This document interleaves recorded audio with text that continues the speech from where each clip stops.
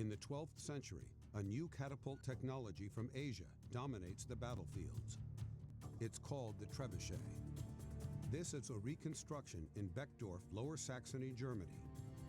Weapons expert Mike Lodes is captivated.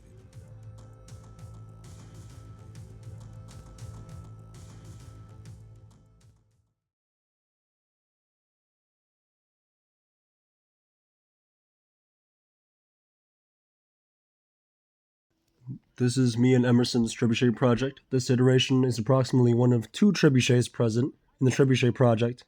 The trebuchet's moving components consist of a throwing arm and a significantly shorter weight arm. The weight arm has 2 reinforcing arms on each side, and the throwing arm rotates about the ridge beam and is supported by a triangular frame. The actual weights are suspended using a carabiner and paracord. We first use approximately 4 5 to 10 pound weights and later switched to a sandbag. On our first couple days of testing, a major point of failure stemmed from the back beam disrupting the sling's trajectory.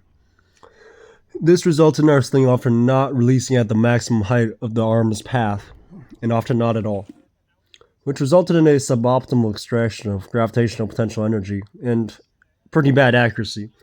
We solved this issue by deleting the stern bar, and now the trebuchet launches far more consistently and accurately.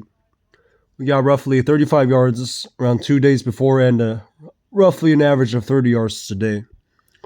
All in all, this is a pretty standard trebuchet design. Suspended weight arm, harnessing jerk created at the lowest point, the weight's trajectory for launch, all that stuff. We kept closing corners of the base and the ridgeline uncemented for easy transport through doorways and whatnot. This iteration of the trebuchet does use a pretty light counterweight, all things considered, and we found later on that human-powered launching produces a lot more torque compared to using the actual weights. For distance and accuracy, weight-assisted launch yielded about 30 to 35 yards in distance and roughly 16 minutes of angle and dispersion. When switching to bob-assisted launch, maximum yardage of 50 plus yards was achieved, with noticeable decrease in accuracy observed before degradation of the release mechanism by banging onto the ground after each launch. Degradation of release mechanism yielded less distance over successive launch attempts, and yielded multiple 45-yard attempts after around 10 to 15 launches.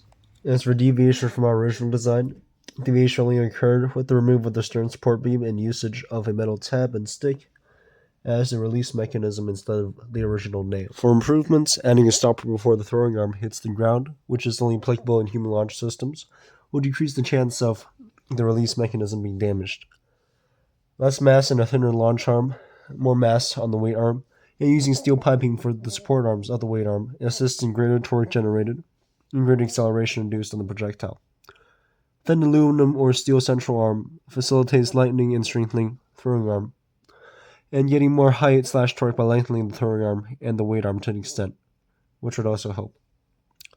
Changing the ridgeline to a metal pipe would assist in adding more weight, and for the base, having a floor of plywood would help increase stability of the trebuchet while still avoiding the doinking problem. For the release mechanism, having a lockable and adjustable metal strip is more ideal, and by increasing the mass of the weight arm, we'd also have to change the pivot system from rotating above the arm's PVC connector to a rotating ridgeline, so that we can install a winch to assist in the raising of that additional weight. The more radical design change calls for the transition of our pendulum trebuchet design to a floating arm trebuchet design to allow for greater maximum gravitational potential energy, though meaning the size requirement would be a bigger issue. Lastly, as for what worked well, the sling and release mechanism prior to damage by bend the day before launch day and smacking of the release mechanism during human power launches was excellent. The mechanism released at the optimal point and was good all around. The simplicity of the design, ease of assembly, and ease of transportation was greatly appreciated, especially when we had to lug the thing over to the track field. Accuracy when adhering to original trebuchet design was very good, although the human-powered iteration lacked the finesse and consistency of the linear weight movement. Yep.